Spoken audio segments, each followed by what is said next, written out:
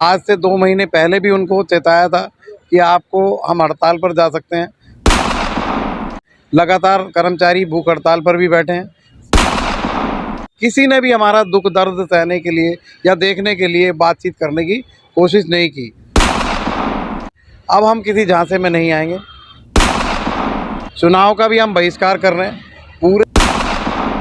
उसमें कोई भी हमारा साथी ना तो वोट देगा, ना किसी भी तरीके से चुनाव की ड्यूटी करेगा। तो 8 लाख घर चेक किए गए, तो किसने किए? क्या अधिकारियों ने किए, या वहाँ पर इंस्पेक्टरों ने किए, या कोई और कर्मचारी कहीं बाहर से आके कर गया? झूठा डाटा है, एकदम झूठा है। ये सिर्फ कहा जा रहा है, कागजों में है, लेकिन वास्तविकता कुछ और है। कहा कि डीबीसी कर्मचारी बहुत काम कर रहा है, लेकिन काम करने के दौरान उसका सिला हमें क्या मिला? इस दौरान हमारे बहुत से कर्मचारी एक्सपायर हो गए कि पिछले 27 सालों से हमें पद नहीं दिया गया, पद दिया जाए और हमें स्थायी करा जाए। कि आज हमारे साथ छलावा हो रहा है और लगातार हमारे साथ धोखा हो रहा है। जो हमारे साथी एक्सपायर हो गए उनको कोई आर्थिक सहायता नहीं मिली है। हमें बार बार झूठे वादे कर दिए जाते हैं। हमारे साथ महिलाएं भी हैं, हमारे छोटे छोटे बच्चे भी रोड पर आ रहे हैं। क्या इनको बिल्कुल भी दया नहीं आती है हमारे ऊपर? चक्कर काट काट के हमारे पदाधिकारियों के जूते तक घिस गए, लेकिन हमारा एक एक साथी यहाँ पर अड़ने के लिए तैयार बैठा है। 8 महीने पहले हमें उन्होंने MTS PH का पद देने का हमें ऑर्डर दिया था। ये अपने उस ऑर्डर को लागू करने के लिए तैयार नहीं है। धोखाधड़ी ये निगम हमारे साथ 27 सालों से करता ही आ रहा है, पर अब की बार हम यहाँ से उठकर जाने वाले नहीं हैं। सर रोड पे बैठ के कोई खुश नहीं है। हमारी मजबूरी है, हमारे छोटे छोटे बच्चे हैं। पक्के हो जाएंगे तो हमारा भरपूर अच्छा हो सकता है। इस वक्त हमारी टीम मौजूद है नई दिल्ली के सिविक सेंटर गेट नंबर 5 के आगे, जहां तमाम डीबीसी कर्मचारी, जिसमें महिलाएं, जिसमें आप देख रहे हैं तस्वीरों में एक छोटा सा बच्चा भी यहां पर अपने परिवार के साथ मौजूद है। लगातार हम आपको दिखा रहे हैं तमाम डीबीसी के कर्मचारी अपनी मांगों को लेकर हड़ताल पर हैं तथा प्रदर्शन कर रहे हैं। नमस्कार, हमारे चैनल में एक बार फिर से सभी दर्शकों का स्वागत है। इस वक्त हम मौजूद हैं नई दिल्ली के नगर निगम के सिविक सेंटर के पास, जहां आप देख सकते हैं हमारे पीछे भारी संख्या में मौजूद हैं नगर निगम के डीबीसी कर्मचारी। डीबीसी कर्मचारी हमने आपको दिखाया था लगभग 8 महीने पहले, मार्च के महीने में भी ये लोग इसी तरीके से यहाँ पर अपनी मांगों को लेकर धरना प्रदर्शन करते नज़र आ रहे थे। आज भी लगभग 8 महीने बाद फिर वही स्थिति है, जो कि आज इन्हें यहाँ प्रदर्शन करना इनकी मजबूरी बन गई है। जानने का प्रयास करेंगे डीबीसी कर्मचारियों से आखिर क्या है पूरा मामला। सबसे पहले हम रुख करेंगे डॉक्टर देवानंद शर्मा की तरफ, जो जिनकी अध्यक्षता में यह प्रदर्शन किया जा रहा है। सर, जैसा कि आज से 8 महीने पहले भी आप लोग इसी प्रकार से यहाँ धरना प्रदर्शन कर रहे थे, इतना लंबा समय बीत जाने के बाद भी दोबारा से आपको यहाँ प्रदर्शन करना पड़ रहा है, आखिर क्या कारण है? लगातार आपके सामने पहले एक 9 मार्च 2022 को एक ऑर्डर जारी किया गया था कि डीबीसी कर्मचारी को अब पद देकर पक्का किया जाएगा, लेकिन आज उस बात को 8 महीने हो चुके हैं। हम लगातार मौखिक और लिखित रूप से ही बातचीत करते रहे हैं, लेकिन उस ऑर्डर का कोई भी इम्प्लीमेंटेशन नहीं हुआ है, जिसकी वजह से हम लगातार बातचीत करते रहे। हमने आज से 2 महीने पहले भी उनको चेताया था कि आपको हम हड़ताल पर जा सकते हैं, लेकिन वो नहीं माने, तो मजबूरन हमें 1 मार्च से हड़ताल पर जाने का निर्णय लिया। अब उसके बावजूद आज 8 दिन हो चुके हैं, हम यहाँ बैठे हैं। लगातार कर्मचारी भूख हड़ताल पर भी बैठे हैं। साथ में किसी भी बड़े अधिकारी ने किसी भी तरह से संज्ञान लेने की कोशिश नहीं की है। यहाँ तक कि आज राजनीतिक नेताओं भी बहुत थे। आचार संहिता तो अभी लगी है, लेकिन इससे पहले हम कहते हैं नेता भी इतने सारे आए और गए, हमारे साथ निगम में रहे हैं। हमने उनको वोट भी किया था और आज सत्ता में काबिज भी थे। किसी ने भी हमारा दुख दर्द सहने के लिए या देखने के लिए बातचीत करने की कोशिश नहीं की। लेकिन हाँ, झूठे जुमले बहुत दे दिए जाते हैं कि अब सत्ता में आएंगे तो ये कर दिया जाएगा, वो कर दिया जाएगा। लेकिन हम कहते हैं अब हम किसी झांसे में नहीं आएंगे। चुनाव का भी हम बहिष्कार कर रहे हैं। पूरे 3500 कर्मचारी कल यहाँ पर चुनाव आयोग को लेटर लगा देंगे। हमारी चुनाव में ड्यूटियाँ भी लगाई जाती हैं, उसका पूरा तरीके से बहिष्कार होगा। कोई भी 3500 कर्मचारी नहीं, हम 35,000 परिवार हैं, यहाँ तक कि सबके साथ रिश्तेदार, दोस्त और सभी जुड़े हुए हैं।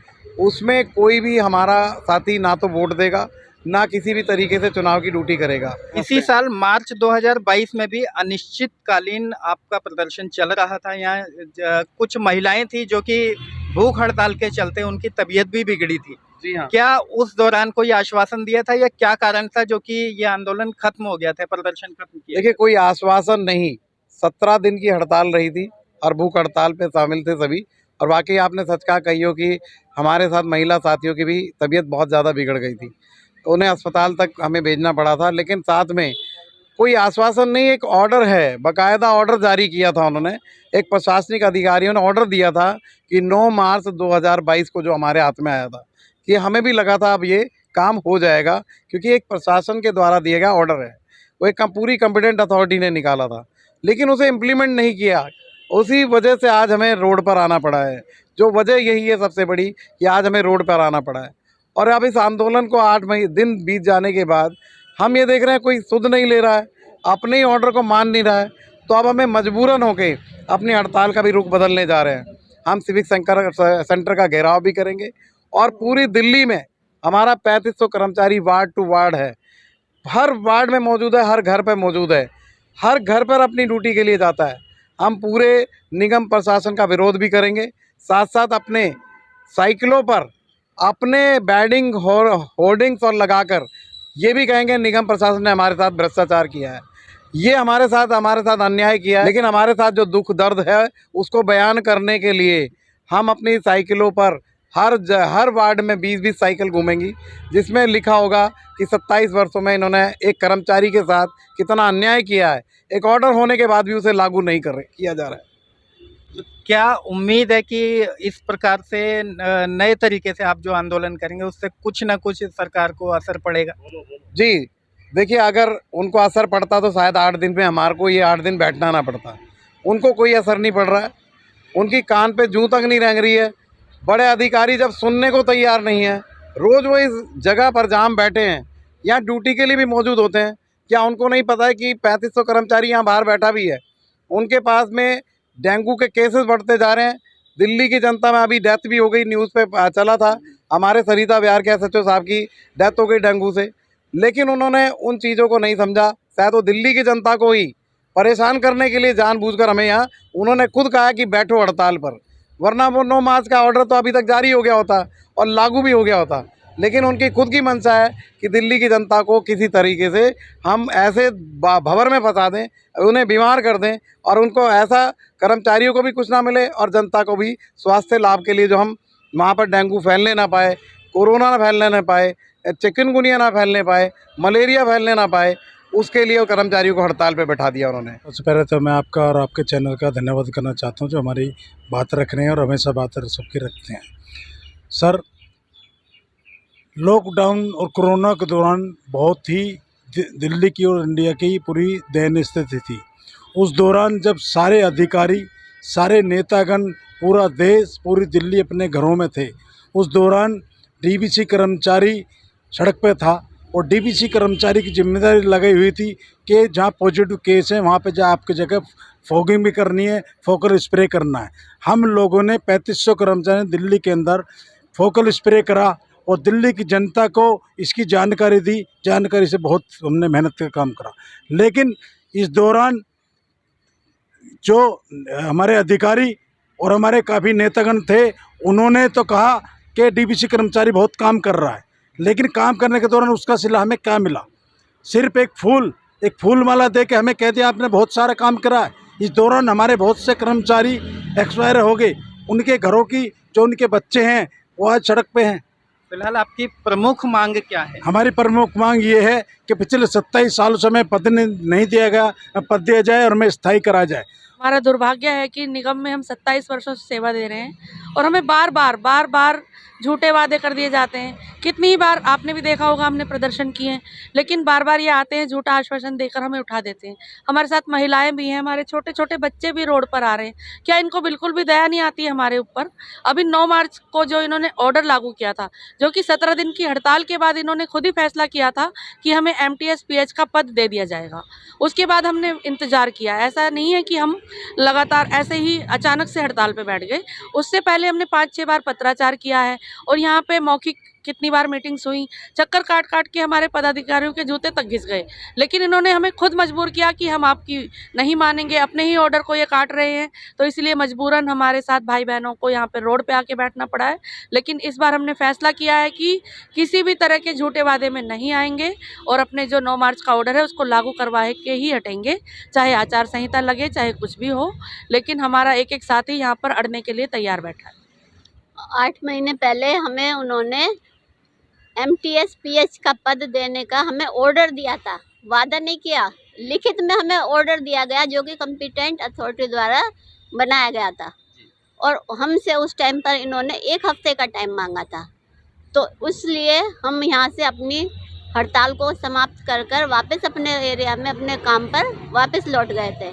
परंतु 8 महीने बाद भी बार बार पत्राचार और मीटिंग के द्वारा भी ये अपने उस ऑर्डर को लागू करने के लिए तैयार नहीं है। इसलिए अब 1 नवंबर से हम लोग दोबारा से रोड पर आने के लिए मजबूर हैं और इन इलेक्शन का हम बहिष्कार करते हैं। और चाहे नई सरकार बन जाए, नए मेयर आ जाएं, पर जब तक हमारा यहाँ पर ऑर्डर लागू नहीं होगा, हम यहाँ से उठकर जाने वाले नहीं हैं। इस हड़ताल का जिम्मेदार आप प्रशासन को मानते हैं, सरकार को मानते हैं, किसको मानते हैं? प्रशासन और सरकार दोनों ही हैं, क्योंकि अगर सरकार चाहती तो प्रशासन में दबाव डाल के 27 साल लगते नहीं, और अपने जो प्रशासन ने जो दिया है ऑर्डर, उस ऑर्डर को लागू करवाते हैं। तो दोनों जिम्मेदार हैं। इस बीच में हम 27 साल से सभी कर्मचारी, DVC कर्मचारी, हमारा जीवन बेकार हो गया। उसकी जिम्मेदारी भी यही प्रशासन और सरकार दोनों हैं।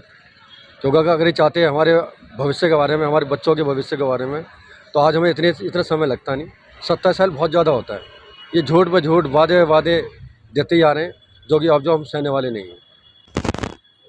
मैडम, क्या लगता है आपकी मांगों को कब तक सुना जाएगा, या आपकी ये हड़ताल या आंदोलन क्या रंग लाए? सर, ये तो हम नहीं कह सकते हड़ताल कब तक चलेगी, क्योंकि इनका भी कोई जवाब नहीं आ रहा है। हमें 8 दिन हो गए यहाँ बैठे हुए भूख हड़ताल पे, और इनका कोई जवाब नहीं है। ना ही हमें कुछ देखने आ रहे हैं, हम यहाँ क्या कर रहे हैं, कैसे बैठे हैं रोड पे। सर, रोड पे बैठ के कोई खुश नहीं है।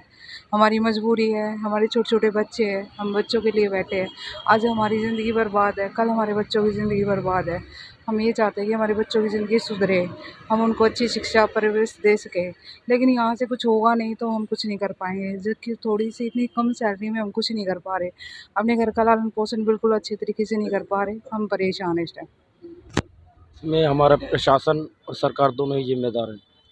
इसके लिए हमें पिछले मार्च में ऑर्डर दिए गए थे MTS PH पद के, वो अभी तक लागू नहीं किया गया है, जिस कारण हमें आज हड़ताल पर बैठना पड़ रहा है। हमसे विभाग हर तरह का, जितने भी MCD के अंदर डिपार्टमेंट हैं, सभी विभागों में काम कराया जाता है। तो फिर जब हमसे सारा काम कराया जाता है तो पद क्यों नहीं, वो MTS पद क्यों नहीं, जब हम काम कर भी रहे हैं। अगर मान लेते हैं तो इससे प्रशासन के जो ये हमारे DVC कर्मचारी हैं, ये अपना अच्छे से बच्चों का भरण पोषण कर सकते हैं और ईमानदारी से और भी ज़्यादा काम करेंगे और करते आ रहे हैं। इन्होंने कोरोना में भी काम किया है, जिसमें हमारे 25 कर्मचारियों ने जान दी है, जबकि सबको 1-1 करोड़ का मुआवजा मिला है।